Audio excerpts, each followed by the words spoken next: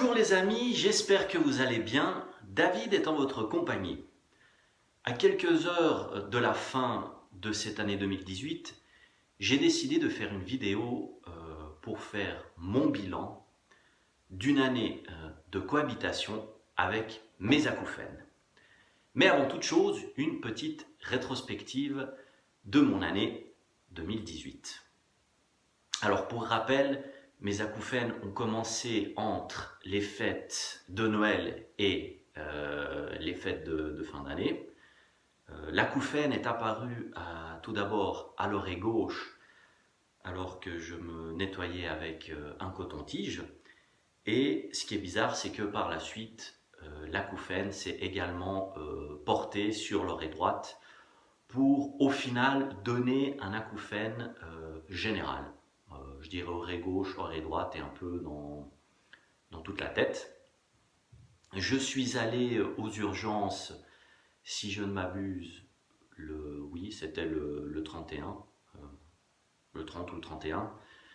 J'ai attendu 7 longues heures aux urgences avant qu'on me dise qu'il fallait que j'aille avoir un ORL. Donc on m'a rien donné de spécial. Au début d'année, j'ai dû attendre, comme vous pensez, c'était un petit peu compliqué à cette période de l'année de trouver un médecin, donc j'ai dû prendre mon mal en patience et je suis allé voir un ORL, ça devait être aux alentours de mon anniversaire, je dirais le 5 janvier, hein. Si jamais pour la petite histoire, hein, mon anniversaire c'est le 5 janvier, donc ça devait être le 6 ou le 7 janvier.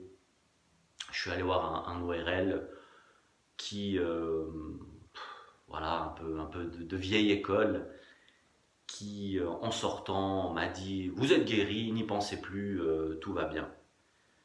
Il m'a donné une crème à mettre dans le nez, je devais faire des fumigations et je devais prendre aussi des pastilles. Je ne saurais plus vous dire, pendant 2-3 mois j'ai dû faire ça. Ça n'a servi à rien, mais c'est quand même bien d'aller chez un ORL. Pour voir s'il n'y a pas d'autres problèmes que l'acouphène, hein. Il peut y avoir des problèmes bien plus graves au niveau des oreilles, donc à partir du moment où il y a un acouphène qui perdure, je dirais plus de 24 heures, aller tout de suite aux urgences ou voir un ORL. Moi, pour la petite histoire, hein, j'ai appris par la suite que ce n'était pas le cas de tout le monde. J'avais de temps en temps, et ça c'était surtout la nuit, j'avais des acouphènes, lorsque j'étais couché à l'oreille gauche aussi, qui commençaient comme ça, de nulle part. Donc, je ne parle pas des acouphènes qu'on peut avoir à la sortie de boîte ou après un concert. Je disais juste un acouphène que j'avais comme ça la nuit avant de m'endormir, qui s'estompait assez rapidement. Mais là, l'acouphène que j'ai eu après le nettoyage avec le coton-tige m'a fait peur parce qu'il a duré plus de 24 heures. Donc il ne faut pas attendre, vous foncez aux urgences ou aller voir un ORL. C'est très urgent parce qu'il peut y avoir des maladies adjacentes et ça, il faut de toute façon faire une vérification. Au début, la cohabitation avec mes acouphènes était très compliquée. J'ai pensé à plusieurs reprises mettre fin à mes jours, ou plutôt, je ne me voyais pas passer l'année. Je me disais que ce n'était pas possible de vivre comme ça, parce que c'est vrai qu'au début, l'erreur que j'ai faite, c'est que je suis tout de suite allé sur Internet, lire finalement le vécu des gens, ce qui s'était passé dans leur cas, et j'ai vu que des choses négatives qui m'ont fait très peur. J'aurais bien voulu tomber sur des messages positifs, mais je me dis au final qu'à ce moment-là, les messages positifs, je ne les aurais même pas lus, je n'aurais pas fait attention. L'être humain est comme il est, et dans ces moments-là, la seule chose qui attire son attention, c'est les choses négatives, j'ai l'impression, un petit peu comme ça. Donc j'ai flippé, j'ai vraiment eu super peur, et j'ai puisé au final, à l'intérieur de moi, aussi à l'aide de mes amis et de ma famille, cette force et ce courage de prendre sur moi. Parce que alors je vous dis, hein, pendant 2 ou 3 mois, je n'osais plus aller dormir dans mon lit. C'était affreux parce que je ne pouvais pas dormir. Pour moi, c'était impossible. Le lit est fait pour dormir. Ne pouvant pas dormir, je ne voulais pas y aller. Je ne pouvais pas affronter cette situation d'acouphène et de moi qui ne pouvais pas dormir. Donc pendant 2 ou 3 mois, J'ai dormi au salon, je m'y sentais plus à l'aise parce qu'il y avait plus de bruit, on va dire, environnant qui me mettait à l'aise. J'ai tout essayé par la suite. Les bruits blancs sur mon ordinateur, j'avais téléchargé sur mon téléphone portable un programme qui passait en boucle le bruit du ventilateur en été. J'ai remarqué que c'est un bruit qui m'était très agréable.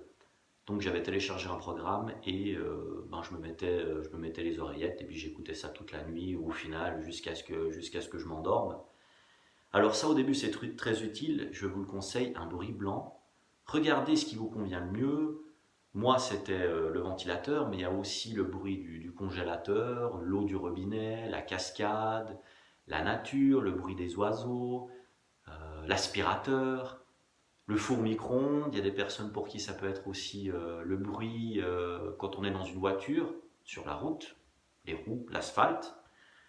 Donc au début, essayez ces bruits blancs parce que peu importe ce qu'on dit, ne pas se focaliser sur l'acouphène au début, c'est quasi impossible. Donc vous aurez besoin d'aide et parlez-en autour de vous, c'est très important, c'est ce que j'ai fait aussi. J'ai expliqué à mes collègues de travail, à mes amis, à mes parents, pourquoi j'étais triste, pourquoi j'étais dépité, pourquoi j'étais pas de bonne humeur. Et ils ont essayé de me laisser tranquille. Et au début, c'est vrai que certains bruits me dérangeaient énormément, donc je leur ai dit de faire attention, les assiettes empilées, on fait tomber un couteau, une fourchette, on fait même pas attention. Et ça me dérangeait énormément, mais j'ai appris que c'était à cause de l'hyperacousie. Donc j'ai développé une hyperacousie qui, à un certain moment, au pire moment, m'empêchait de regarder la télévision. Je devais mettre la télévision au volume minime parce que sinon, ça me dérangeait énormément à l'intérieur. Au fil du temps, heureusement, cette hyperacousie s'est atténuée pour totalement disparaître. Il y a encore certains bruits très stridents qui me dérangent, mais je pense que même à l'époque, ces bruits m'auraient dérangé, donc je pense que ça n'a pas vraiment à voir avec l'hyperacousie. Et oui, j'essayais de pas rester à la maison, de pas rester dans le silence et de sortir un maximum, d'aller me promener, d'écouter la nature, de sortir avec les amis et surtout, ce que j'ai appris, c'est de m'écouter. Moi, je me suis redécouvert et avec le temps, j'ai appris à devenir plus fort physiquement. Physiquement, je suis devenu plus fort parce que je faisais déjà du sport, mais j'en ai fait encore plus, donc la musculation, la course à pied. Grâce à la course à pied que je pratique avec un ami, on va dire que j'ai repris contact avec lui. Donc on se voyait souvent pour ça, donc encore quelque chose de cool. Et donc ça c'était physiquement et mentalement, on va dire, pour essayer toujours de trouver du positif, parce que c'est quelque chose auquel je tiens, et, et qui est important, c'est de trouver du positif dans notre mésaventure. J'ai appris à devenir plus fort mentalement, à prendre les choses pas importantes à la légère. Personnellement, j'étais quelqu'un qui était très stressé, qui m'inquiétait beaucoup pour les autres et qui m'inquiétait surtout beaucoup pour l'avenir. Et avec ces acouphènes, j'ai appris qu'il y avait certaines choses contre lesquelles on ne pouvait pas faire grand-chose, contre lesquelles on ne pouvait rien faire, c'était juste la vie. C'est comme ça, c'est le hasard et qu'il ne fallait pas s'attarder là-dessus et s'énerver contre les autres et surtout s'énerver contre soi-même. Donc ça m'a servi de leçon et voilà, à titre d'exemple, après presque 10 ans dans la même entreprise, l'entreprise a dû fermer ses portes et je l'ai plutôt bien accepté alors qu'avant les acouphènes, je pense que j'aurais été totalement détruit. Mais avec le temps, j'ai appris qu'on ne pouvait rien faire contre ça, donc voilà, je me suis laissé avec ma copine et ça aussi, je l'ai plutôt bien pris. Il y a des choses qu'on peut contrôler et d'autres pas, et on va dire que je me vois dans l'avenir de manière positive. On va dire que j'affronte l'avenir de manière positive et surtout, je l'affronte. Chose qu'avant je ne faisais pas, je me cachais derrière les autres, je me cachais derrière certaines excuses qui maintenant ne sont plus là. J'affronte les choses une à une, l'une après l'autre, j'affronte les gens et je ne me cache plus derrière des excuses qui n'existent pas. Et donc par rapport à ça, c'est quelque chose que les acouphènes m'ont appris à bien gérer. Et pour ça, au final, vous pouvez trouver ça bête, mais je les remercie. Je vous remercie également, vous, mes abonnés d'abord. J'ai encore gardé le chiffre aujourd'hui, j'étais à passer 85 abonnés, donc je vous remercie tous. Je remercie toutes les personnes qui regardent mes vidéos. Je remercie toutes les personnes qui ont laissé des commentaires à mes vidéos, positives ou négatives. Ça me fait énormément plaisir. Mais sachez que moi, à la base, j'ai commencé à faire ces vidéos parce que c'est sur ce genre de vidéos que j'aurais voulu tomber au début, quand mes acouphènes ont commencé.